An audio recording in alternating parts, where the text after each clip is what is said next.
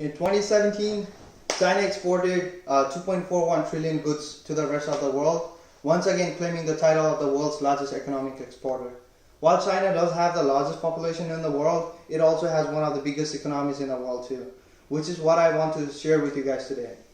I'm from Nepal and China is my neighboring country.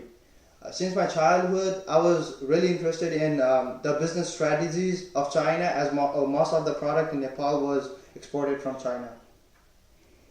So I have read several research articles about the economy and business culture of China.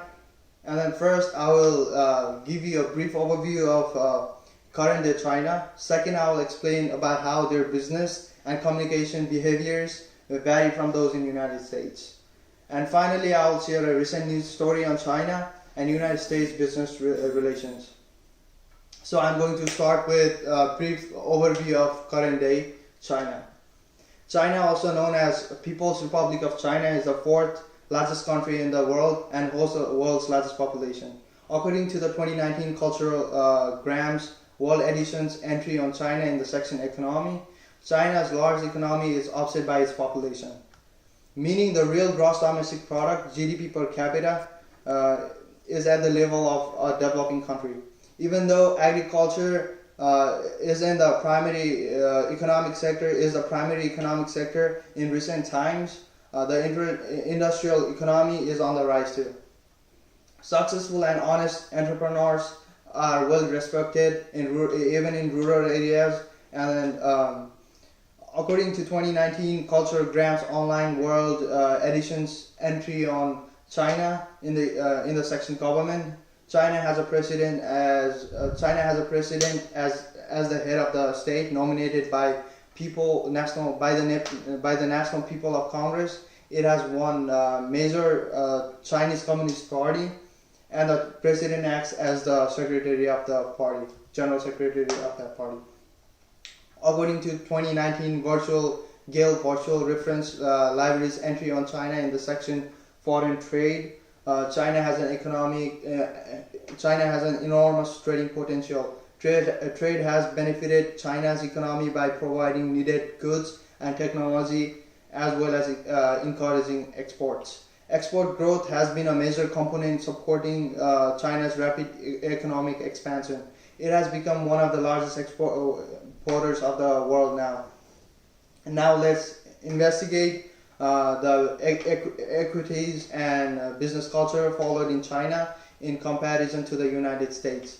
Americans tend to use language to express their thoughts, feelings, and ideas as clearly and logically as possible. They take pleasure in their informality and their quickness in getting acquainted with a stranger. According to the 2019 Hofstede Insights entry on China in the section Individualism, China has a highly collectivist culture. They follow a principle called Guanxi. That means friends are supposed to do whatever they can whenever called upon. People belong to in-groups that take care of them in exchange for their loyalty.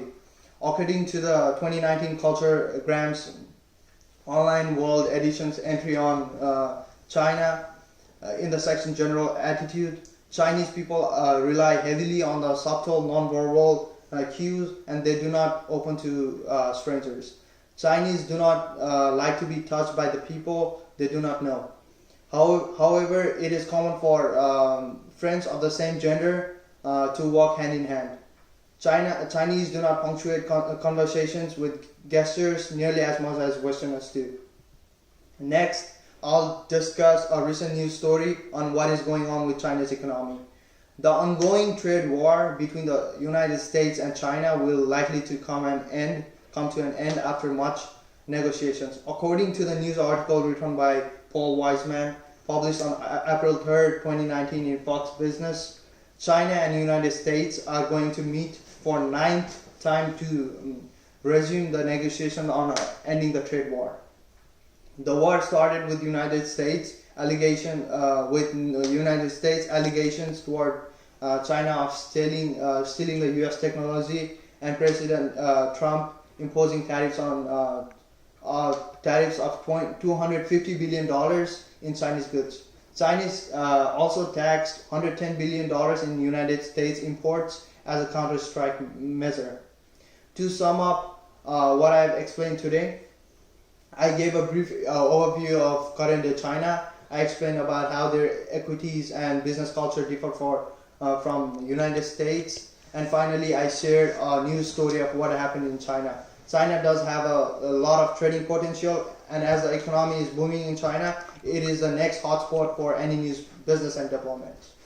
Thank you.